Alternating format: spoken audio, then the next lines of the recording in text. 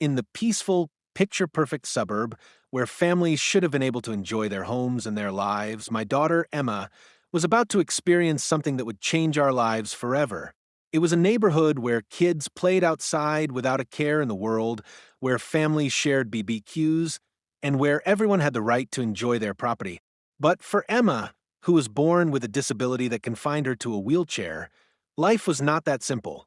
The backyard pool, however, was one place where she could feel a sense of freedom, her wheelchair temporarily forgotten as she glided through the water with her brother. That was until Karen, our notorious HOA Karen, decided that Emma's mere presence in our pool was an offense. I had always heard rumors about Karen. She was known for her obsessive need to control every aspect of the neighborhood. From the color of the flowers to the height of the fences, nothing was ever good enough for her. But I never thought it would affect us. We were quiet, respectful neighbors, and I had always assumed our peaceful family would be left alone. But Emma, my sweet, innocent daughter, had unwittingly crossed a line that Karen had drawn in the sand. Emma had always been a water lover. It was more than just a hobby for her. It was an escape. When her disability kept her from doing things other kids could, swimming gave her a sense of normalcy. The pool wasn't just a pool, it was her world. As she floated in the cool water, feeling the freedom she rarely had on land, she had no idea that someone was watching her from the other side of the fence. But Karen was watching, her eyes sharp and calculating. And when Karen saw Emma, it wasn't a disabled girl just trying to enjoy a sunny afternoon. It was an intruder trespassing on her sacred territory. I remember it like it was yesterday.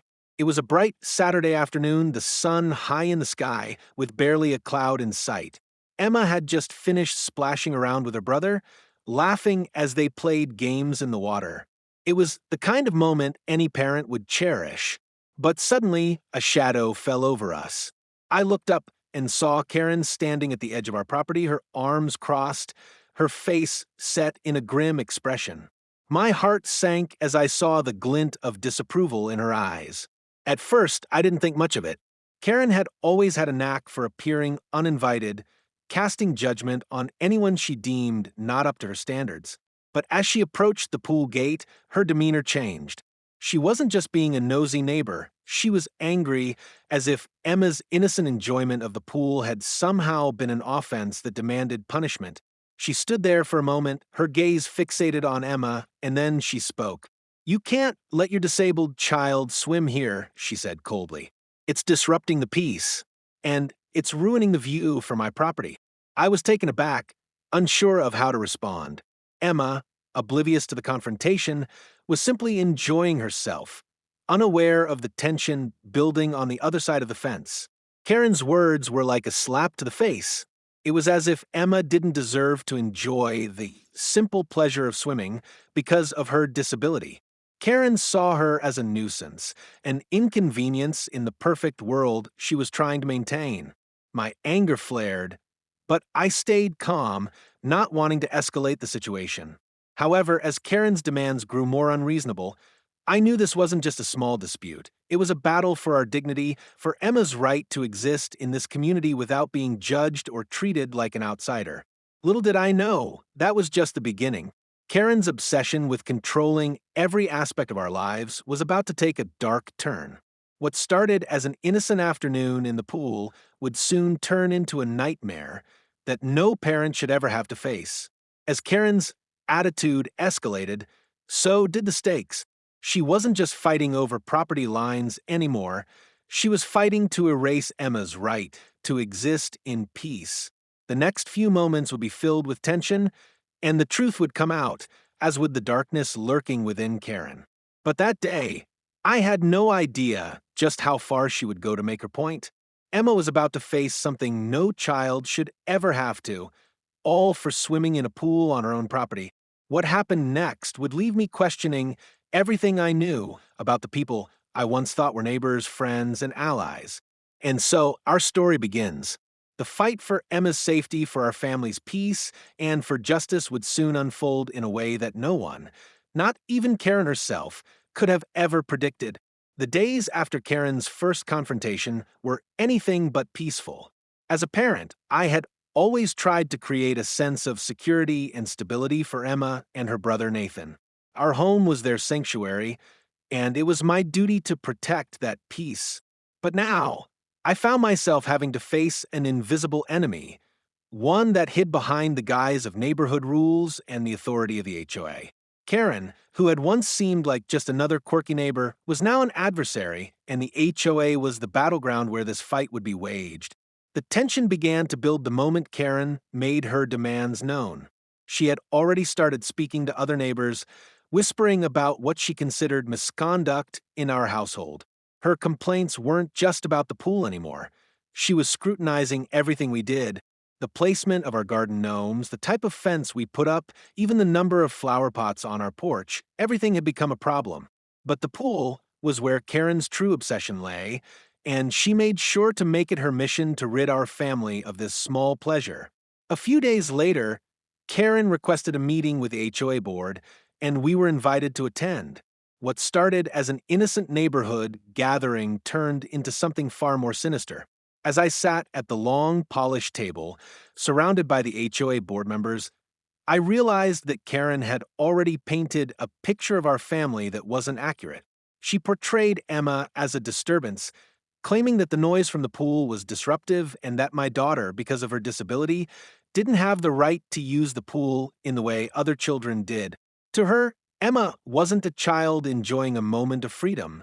She was an inconvenience, an unwanted presence in her perfect world. Karen's words were venomous, and though I tried to explain that the pool was our private property and that Emma had every right to be there, the board didn't seem to be listening. I could feel the walls closing in as Karen's influence became clearer. She had spent years cultivating relationships with the board members, and it was now evident that she had manipulated them into believing her narrative. My heart raced as I realized that this fight was no longer just about a pool. It was about our very right to exist in this community. The board seemed sympathetic, but they were hesitant to take a stand. After all, Karen was a long-time resident with a reputation for getting things done. They didn't want to rock the boat. The meeting ended with a vague agreement to monitor the situation, but it was clear to me that Karen had won the first round. The HOA wasn't on our side. They were siding with the bully who thought she had the right to dictate how everyone around her lived. That night, I could barely sleep. I sat in the quiet of my living room, staring at the pool through the window. Emma and Nathan had been out there earlier, their laughter echoing in the distance. It was supposed to be a place of joy, a place where they could unwind and escape the pressures of life. But now, every splash in the water felt like a defiant act, and I was afraid it might cost us more than we were prepared to give. The next morning, I decided I couldn't let Karen's behavior continue without a fight. I would not allow her to bully us out of our own home. I started gathering evidence, photographs of the pool, statements from other neighbors who had witnessed Karen's behavior, and any legal information I could find about property rights in our community. I wasn't going to let her get away with this. Emma, who was unaware of the rising tension, continued to swim in the pool. Her innocence made me even more determined to protect her. She was just a little girl who wanted to play, to feel the cool water on her skin, to forget about the limitations her disability placed on her every day. How could someone take that away from her? But as I took action, I soon realized that Karen wasn't just going to sit back and let me fight for what was rightfully ours. She had already begun her next move. I started receiving phone calls from the HOA board, who, under Karen's direction, began citing various violations in our neighborhood, none of which had ever been a problem before.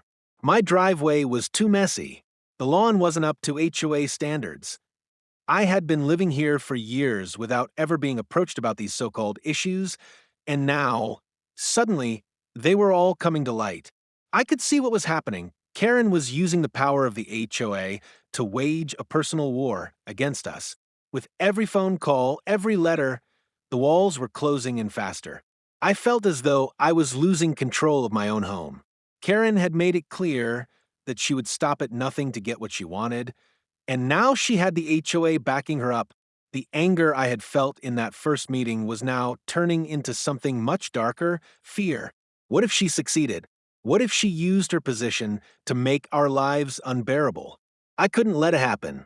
I couldn't let Karen strip Emma of her right to feel safe and happy in her own home. As the days passed, I began planning a new course of action. I would fight back, not just for Emma, but for every family who had been silenced by people like Karen. The HOA had no right to make us feel like outsiders in our own neighborhood. It was time to take a stand, but little did I know, the battle was far from over. And Karen's next move would take things to an even darker place than I could have ever imagined. It wasn't long before Karen's tactics took a much darker turn. It was as if every word out of her mouth, every action she took, was carefully calculated to break us down. But what I wasn't prepared for was the escalation in the way she would go about it. The once subtle complaints turned into outright threats, and it became clear that Karen wasn't going to rest until she had broken our family spirit. It all began when she began showing up unannounced at our front door, each time with a new issue for me to address. One morning, as I was preparing breakfast for Emma and Nathan, I heard the sharp knock on the door.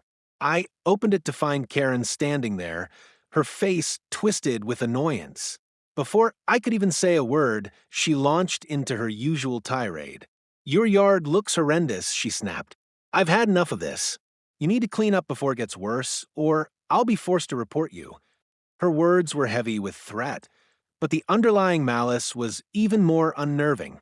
I took a deep breath, trying to remain calm, but the tension was palpable. "Karen, we've already addressed the pool situation," I replied. "Please leave us alone." But she wasn't done. No, Karen wasn't going to stop at the pool or the yard. She had made it clear that our family was now her target. She began badgering the HOA board with more complaints, all aimed at pushing us to our breaking point. She accused us of leaving trash on the sidewalk, of having unsightly plants growing along the fence.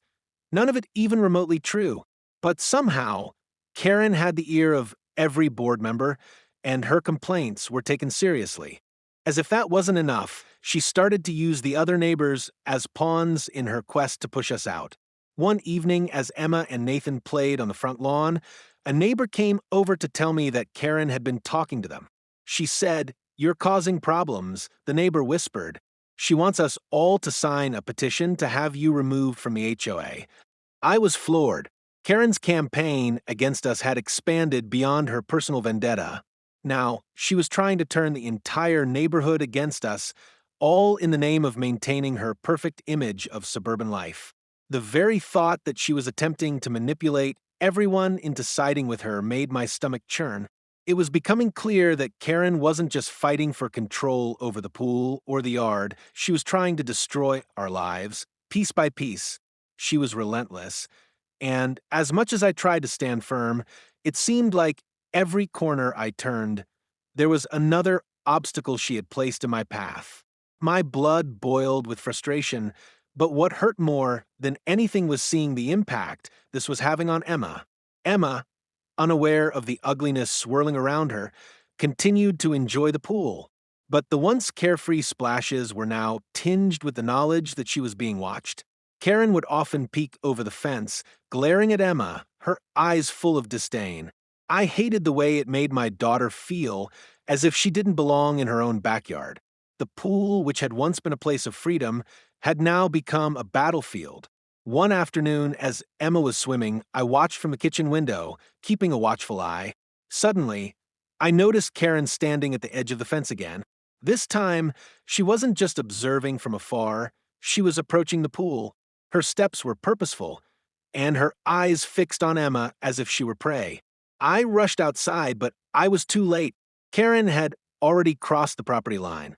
Without saying a word, she walked straight up to Emma, her face a mask of contempt. "You need to get out of here," Karen hissed. "Your kind doesn't belong swimming here." Emma's face fell in confusion. She didn't understand what was happening or why Karen was speaking to her that way. But I could see the hurt in her eyes. My protective instincts kicked in, and I stormed toward Karen. "What do you think you're doing?" I shouted. "Get off my property, Karen." But Karen just stood there, smiling coldly. "I'll make sure this is the last time you allow her to swim in that pool," she threatened, her voice low and menacing. "This is your warning." I felt my heart race as I realized the gravity of the situation. Karen wasn't just being a nuisance anymore, she was actively threatening my daughter's safety. I immediately called the police, but by the time they arrived, Karen had already retreated into her house, leaving behind nothing but the sting of her words. As the days passed, the HOA's involvement grew. The board was now taking Karen's complaints more seriously than ever. They began issuing us fines for the most trivial things: an untrimmed tree branch, a piece of debris that had blown into the yard. It was clear that this was no longer about property disputes. This was a coordinated effort to force us out, and it was working. Every letter from the HOA felt like another blow. I knew that I couldn't stand by and let this happen. But the thought of what Emma was enduring in the midst of all this chaos was unbearable. The child who had once found joy in the water was now living in fear of the very people who were supposed to protect her. The pool, once a symbol of freedom, had become a prison for her, one that Karen held the keys to. And Karen wasn't finished. The worst was yet to come, and I knew deep down that the fight to protect my family was just beginning.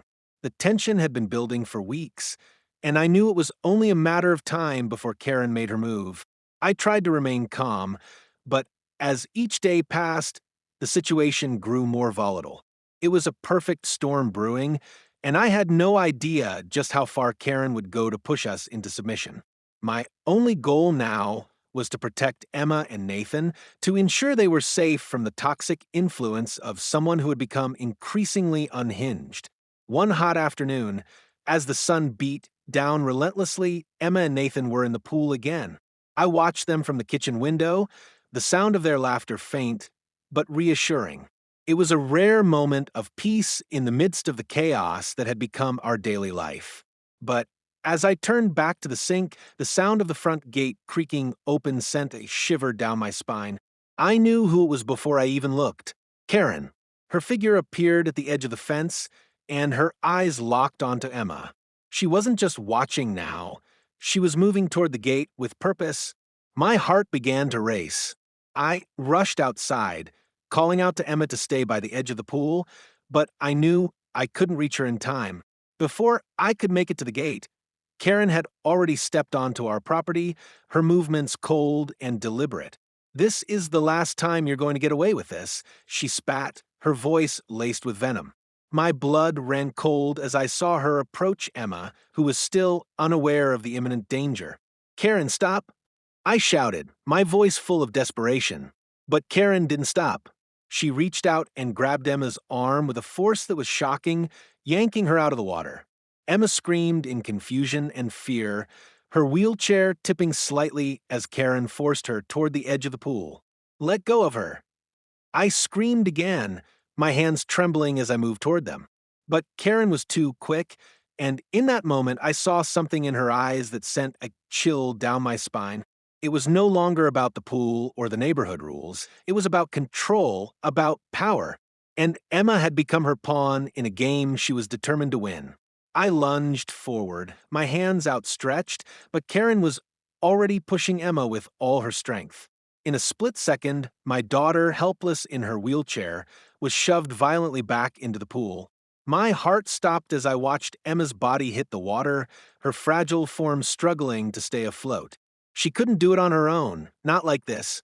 She needed me, and I wasn't there in time to stop Karen from committing this horrific act. "Help! Help me!" Emma cried, her voice panicked and strained. She was gasping for air, her body bobbing in the water as she struggled to keep her head above the surface. I reached the edge of the pool, just as Emma's face disappeared beneath the water. Panic surged through me. I dove in, pulling her up with every ounce of strength I had. Her small, shaking body was limp in my arms, her face pale and terrified. My hands shook as I tried to keep her afloat, my mind racing in a frenzy. "Emma! Emma, please stay with me!" I screamed, my voice cracking with fear. I struggled to get her to the shallow end, where I could finally pull her to safety. But as I looked up, I saw Karen standing at the edge of the pool, watching with a sick satisfaction. Her arms were crossed, her face twisted into a smug expression. "I warned you," she said, her voice low and cold. "Your disabled daughter doesn't belong here. This is my property, and I've had enough of you." My blood boiled at the sight of her, standing there, unashamed of what she had just done. I couldn't believe the audacity, the sheer cruelty in her actions. She had just pushed my daughter into the pool, knowing full well that Emma could not defend herself, knowing full well that Emma couldn't swim. With every breath I took, I felt the weight of the injustice crushing me. The tears in my eyes blurred my vision as I tried to comfort Emma, who was now trembling in my arms. But the anger, the fury I felt for what Karen had done, was all-consuming. I looked at her, my voice trembling with rage. "You've crossed the line, Karen," I said, my voice barely a whisper. "You've hurt my daughter. You've attacked her. And I'm not going to let you get away with this." Karen didn't say a word in response. She simply turned and walked away, leaving me standing there, holding my daughter, her small body shaking in my arms. I watched her disappear into her house, knowing that this wasn't over, that it had only just begun. As I helped Emma out of the pool and wrapped her in a towel, my mind raced with 1,000 thoughts. I couldn't believe this had happened, couldn't believe someone who had once seemed so harmless was capable of such malice. But I knew one thing for certain: this wasn't just about a pool anymore. This was about my family, my daughter, and my fight to protect them from someone who thought they could get away with anything. I couldn't let Karen win. I couldn't let her destroy the peace we had worked so hard to build. And now, with Emma shaken but alive in my arms, I swore to myself that I would stop at nothing to make sure that Karen faced the consequences of her actions. The battle had begun, and I wasn't backing down. The days following the attack were a blur of emotions, a mix of anger, fear, and disbelief. Emma, despite her trauma, tried to maintain a sense of normalcy, but I could see it in her eyes, the fear that had replaced the joy she once felt in the pool. She no longer saw it as a place of escape, but a battlefield, and Karen was her enemy.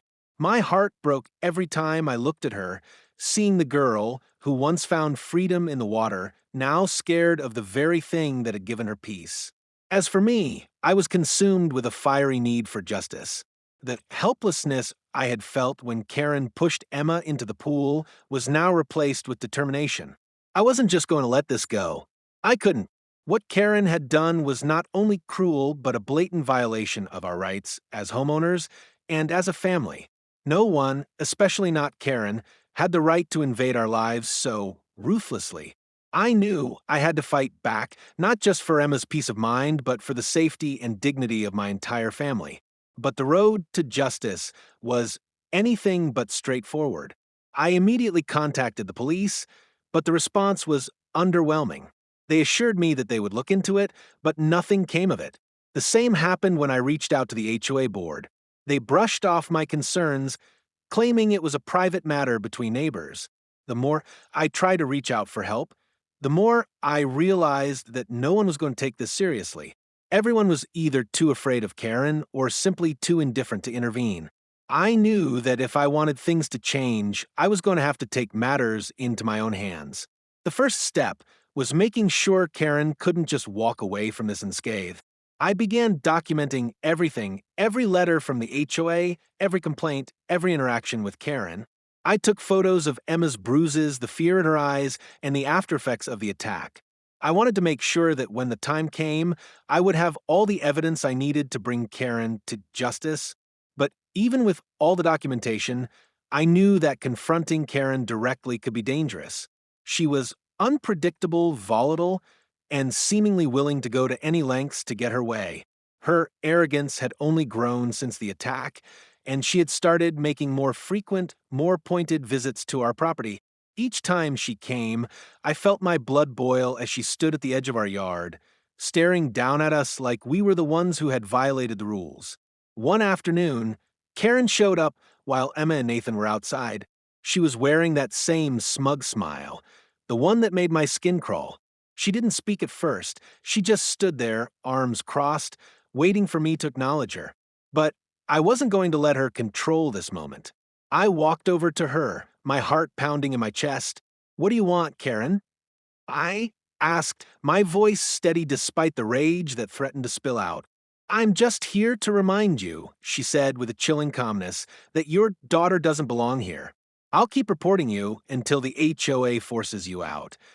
Her eyes gleamed as she spoke, as though she enjoyed the power she wielded over us. "You can't do this," I said, my voice low but firm. "You've already crossed a line, and I'm not going to let you get away with it." Karen's smile faded, replaced by a look of pure disdain. "I already have. You should have known better than to let someone like her around here. You've made your bed, now lie in it." Her words hit harder than I anticipated. It wasn't just the attack on Emma, but the way she dehumanized her. Emma wasn't a child to her. She was a nuisance, a problem that needed to be erased. And I realized then that this wasn't just about a single moment in time. This was about a deeper, more pervasive hatred that Karen had been nurturing for years. I stood my ground, even as my anger threatened to boil over. "You don't control us, Karen. You don't control Emma. This ends now." The exchange ended with Karen walking away, but I knew this wasn't over. She was relentless, and I couldn't afford to be naive about what she might do next. I immediately began consulting with lawyers, looking for any way I could hold her accountable. But it was a slow process filled with frustration and dead ends. The legal system wasn't quick to act, and the HOA board was just as useless as ever. But I wasn't ready to give up. I continued documenting, I started gathering more evidence, and I kept looking for any angle that could tip the scales in our favor. I wasn't going to let Karen continue her reign of terror, not when Emma's safety was on the line. I made it my mission to not only protect her, but to make sure Karen understood that there would be consequences for her actions. Days turned into weeks, and each moment was filled with mounting tension. I could feel the weight of this fight pressing down on me, but I refused to buckle under the pressure. This wasn't just about a disabled daughter and an HOA Karen, it was about what kind of community we wanted to live in. Would we let people like Karen dictate our lives?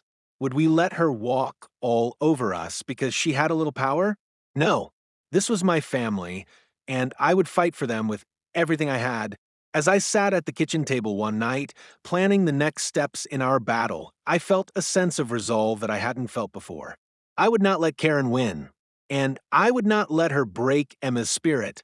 We would fight this until the very end. But as the days wore on, I couldn't shake the feeling that the worst was still to come.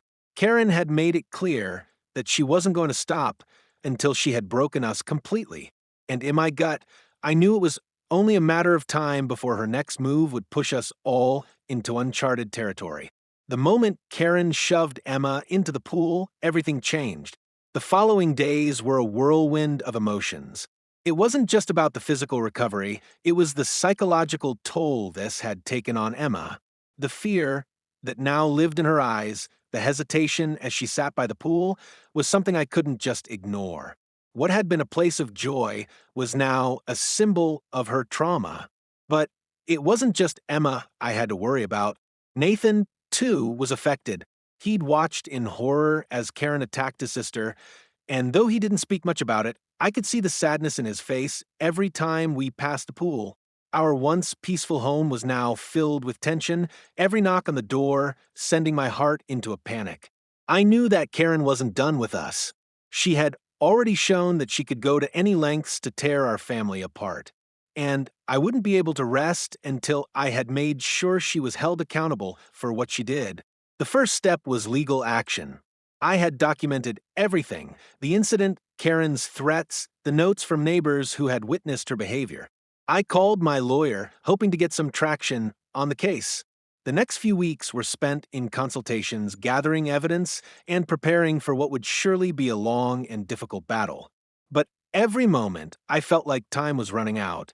I was running on adrenaline, and though I knew this would be a fight to the bitter end, I couldn't help but feel the weight of what had already happened. Karen had hurt my daughter. She had attacked her, and there had to be consequences. However, as I got deeper into the legal process, I realized that this fight was going to be far from straightforward. Karen had allies, powerful ones. The HOA board, though not directly involved in the attack, had consistently supported her. They had dismissed my concerns, downplayed her behavior, and instead sided with the person who had been the aggressor. It felt like I was fighting not just one person, but an entire system built on control and fear. It was maddening. But then, as I was preparing for the next round of legal proceedings, something happened. Karen's actions, her bullying, and her cruelty had begun to catch up with her. More neighbors came forward. People who had been too scared to speak up before now began to share their stories. They told me about the times Karen had gone out of her way to make their lives miserable. The threats, the demands, the manipulation. Karen had built a reputation for being tyrannical, and suddenly, it wasn't just about me and Emma. It was about everyone who had ever been silenced by Karen's actions. That was when I realized we were not alone. The neighbors, those who had been too intimidated to speak up before, were finally standing with us. They had witnessed the injustice, and they were ready to take a stand. Together, we gathered more evidence, more voices, more testimonies of how Karen had overstepped, how she had used her power to control and terrorize the community. As the legal team worked to build our case, Karen's tactics became more aggressive. She started sending threatening letters to the neighbors who were helping us. She tried to intimidate witnesses, suggesting that they would be penalized if they dared speak out against her. But each time she made a move, it only strengthened our resolve.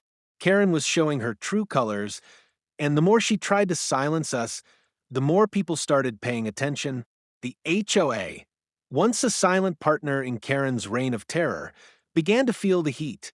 With the mounting pressure from the neighbors and the legal proceedings, they could no longer ignore the truth. The board was forced to take action. They issued an official statement condemning Karen's behavior, and Karen and her arrogance was removed from the board. It felt like a small victory, but it was a significant one. Still, I knew the battle wasn't over. The legal fight was just beginning. We needed to ensure that Karen faced consequences for what she had done. But even though Karen was out of the HOA, I knew her influence wasn't gone. She had made it clear that she wasn't going to let anyone, especially not me, tell her what to do. And I feared that she would try to retaliate, that she might even escalate things further. But I wasn't going to let her win. Not now. Not after everything we had been through. Emma's pain, the scars that Karen had left on our family, would not go unchallenged. It was time to bring the full weight of the law down on Karen. She couldn't get away with this. As the weeks passed, I could see a slow transformation in Emma. Though she still feared the pool, though she still had nightmares about that day, she was beginning to find her strength again. She started to swim again, tentatively at first, with Nathan by her side. But it was a start. Every small victory, every moment of peace we reclaimed, was a reminder that we could overcome this. Karen hadn't broken us, though she had tried. The day the court finally reached a verdict was the day I had been waiting for. Karen was held accountable for her actions, and though the ruling didn't erase the pain she caused, it sent a message that no one, no matter how powerful they thought they were, could hurt another person without facing consequences. It was a small victory, but it was ours. The battle had been long and exhausting, but it had made us stronger. It had taught us that even when it feels like the world is stacked against you, there are always people willing to stand up for what's right. I looked at Emma, who was back in the pool again, her smile returning slowly, and I knew that no matter what Karen tried next, we had already won. The fight was over, and we had emerged victorious. The courtroom was filled with an energy that could only be described as tense. I had spent countless hours preparing, gathering every shred of evidence, every witness statement, every detail to ensure that Karen couldn't escape the consequences of her actions. This wasn't just a fight for justice for Emma, it was a fight for every person Karen had ever tormented, every family she had ever controlled with her toxic power. It was a fight to send a message that No one, no matter how much authority they thought they held, could ever break someone's spirit without facing repercussions. I sat in the courtroom, my hands trembling as I clutched the papers in front of me. Across the room, I saw Karen sitting at the defendant's table, her usual smug expression replaced with something darker, something that resembled fear. It was clear that she hadn't anticipated how far we would go, how relentless we would be in our pursuit of justice. She had underestimated the power of the truth. The judge entered, and the room fell silent. The tension was palpable. The next few hours felt like a whirlwind, each piece of evidence presented, each witness testimony adding weight to our case. It was clear that Karen had crossed the line. The more the witnesses spoke, the more her true character was revealed. One by one, neighbors came forward, sharing their stories of how Karen had manipulated, intimidated, and harassed them over the years. These weren't just empty words, they were the testimonies of people who had suffered in silence, too afraid to speak up until now.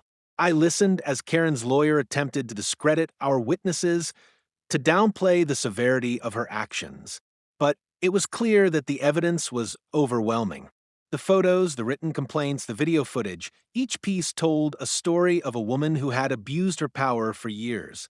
It was no longer just about the attack on Emma, it was about Karen's toxic influence on the entire community.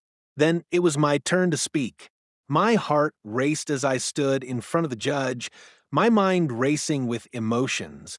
This was the moment I had been fighting for, the moment I could finally give Emma the justice she deserved. I took a deep breath and began, my voice steady despite the storm of anger and hurt I felt inside. Your Honor, I began, what Karen did to my daughter was not an accident. It wasn't a mistake. She intentionally hurt Emma, a child who was simply trying to enjoy her life. Emma is disabled, and she already faces challenges every single day. And yet, Karen thought it was her right to strip that joy away from her. She didn't just attack Emma's body, she attacked her spirit. And she did it with no remorse. I paused, my gaze fixed on Karen, who sat there, her expression unreadable. But this case is not just about one child. I continued, my voice growing more determined. This is about a woman who has terrorized an entire community. A woman who uses her power and influence to bully and control others. She has hurt not only my daughter, but countless others. I am standing here not just for Emma, but for every person who has ever been silenced by someone like Karen. The courtroom was still. The weight of my words hung in the air as I made my final statement. Karen thought she could get away with this because she thought she was untouchable. She thought the HOA would protect her, that the law would bend to her will. But we are here today because we refuse to be intimidated. We are here today because we are fighting for justice, and no matter how hard Karen tries, we will not let her win. I took my seat, my heart pounding in my chest. I had said everything I needed to say. Now it was up to the judge. The judge listened carefully to both sides, weighing the evidence and testimonies before making his final ruling. When he spoke, his voice was calm but firm. In light of the evidence presented, it is clear that Karen's actions were not only reckless, but also malicious. She used her position of power to intimidate and harm others. The court finds the defendant guilty of harassment, assault, and intentional infliction of emotional distress. A wave of relief washed over me, and I glanced at Emma, who was sitting beside me, her eyes wide with hope. She had been so scared during this whole process, not understanding why someone would hurt her. But now, she could finally see that there were consequences for Karen's actions. She could finally feel safe again. The judge continued, Karen will be required to pay restitution for the damages caused, including medical expenses and emotional damages to the plaintiff, Emma. Additionally, Karen will be banned from any further involvement with the HOA or its board. Her actions have proven that she cannot be trusted to serve in a leadership role again. As the ruling was read, I felt a sense of victory, but it wasn't about winning in the conventional sense. It was about holding someone accountable, about proving that no one is above the law, No one is beyond the reach of justice. The pain that Karen caused couldn't be erased by a court decision, but it was a step toward healing. And for Emma, that was all that mattered. After the verdict, Karen left the courtroom without saying a word, her head low, her pride shattered. It was the first time I had seen her look vulnerable, and in that moment, I realized that the person who had tried to break us was the one who had been broken. She had underestimated us, and in the end, she had to face the consequences of her cruelty. As we walked out of the courtroom, Emma held my hand tightly, her smile a little brighter, her step a little lighter. She had been through so much, but this victory was hers as much as it was mine. It was a reminder that no matter how dark the world may seem, justice will always prevail in the end. We had won the battle, and while Karen's reign of terror was over, our healing had only just begun. The day the judge's ruling came down felt like the weight of the world had been lifted off my shoulders, yet at the same time, it was as if an unspoken heaviness still lingered. Karen had been held accountable for her actions, her cruelty laid bare for all to see. She had been removed from the HOA, and the court had issued a ruling in our favor. But as I sat in the quiet of our home that night, the relief was mixed with a deep sense of loss. No court victory could undo the damage that had been done, and no amount of restitution could bring back the peace Emma had once known. Emma, though, was different.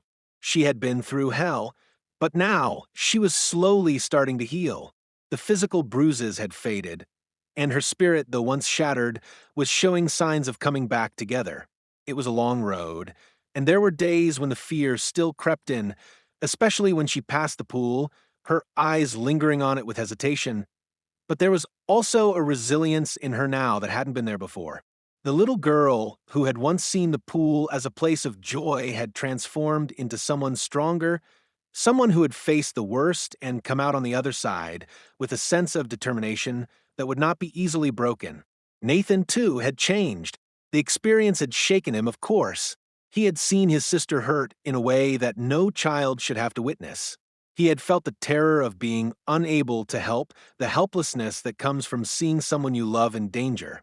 But through it all, he had grown into a quiet strength. He understood now, in a way that many adults never will, the importance of standing up for what's right, of protecting those who cannot protect themselves. As for me, the battle had changed me in ways I never anticipated. I had always thought of myself as a strong person, but this fight had pushed me to limits I hadn't known existed. There were nights when I wanted to give up, when the stress of fighting a battle that felt endless seemed too much to bear. But every time I looked at Emma, at the resilience in her eyes, I found the strength to keep going. It was for her, for Nathan, and for the countless others who had been silenced by Karen's cruelty. I had to fight for them, for the community we deserved, for the justice that was long overdue. Karen, on the other hand, had been exposed for the bully she truly was. The moment she was removed from the HOA board, a shift took place in the neighborhood. For years, she had ruled with an iron fist, manipulating and controlling anyone who dared to disagree with her. But now, she was nothing more than a shadow of her former self, no longer able to use her position of power to torment others. The once feared HOA, Karen was no longer in control, and that brought a quiet sense of peace to the community. The neighbors who had once been too scared to speak out were now free to live their lives without the constant threat of her interference. No one would have to live in fear of her again. Despite the victory, there were still moments of doubt. I would be lying if I said I wasn't concerned about what Karen might do next. Her pride had been wounded, and people like her don't take kindly to losing. But as the days passed, those fears faded. It became clear that Karen had overplayed her hand. Her power had crumbled, and now she was nothing more than a cautionary tale. I had no doubt that she would try to fight back in some way, but I also knew that she would never have the same control over us again. As the weeks went by, Emma slowly began to reclaim her life. We didn't rush her. We allowed her to heal at her own pace, to regain the trust she had lost in the world. She returned to the pool, tentatively at first, but with each visit, she grew stronger. Nathan joined her in the water, and I watched as the laughter returned to their voices, the joy in their eyes slowly replacing the shadows that had lingered there for so long. There was no magic moment when everything suddenly felt perfect again. Healing, I realized, is never that simple. But there was progress. And in the end, that was enough. In the aftermath of the case, the community began to rebuild as well. What had once been a place filled with fear and intimidation had transformed into a neighborhood that was beginning to understand the importance of standing up for what was right. The HOA, now reformed, began to shift its focus toward community support rather than control. It was a slow process, but it was a start. As for Karen, she had to face the reality of her actions. She had been removed from the board, and though the court ruling couldn't erase everything, it had sent a clear message. She was no longer in control. She no longer had the power to intimidate, to tear apart families, or to destroy lives simply because she thought she could. Her reign of terror had ended, and though I couldn't say I felt sorry for her, I couldn't deny that her downfall had been inevitable. In the end, we won. Not just in court, but in life. We had faced our fears, stood up to injustice, and come out stronger. Emma had been through something no child should ever have to endure, but she had come out of it with her head held high. And that in itself was the greatest victory of all. As we moved forward, I knew that we would continue to face challenges. Life was never going to be without its difficulties. But now we had something we didn't have before. A family that was united, a community that had learned to stand up for itself, and a sense of justice that could never be taken away. And so we rebuilt, we healed, we moved forward, and we did it together. If you believe in standing up against injustice and holding those who abuse their power accountable, don't forget to like, comment, and share this video. Your support helps others understand that no one is above the law. For more powerful stories like this, make sure to subscribe to HOA Denied Access and hit the notification bell so you never miss an update. Join us as we continue to fight for justice, one story at a time.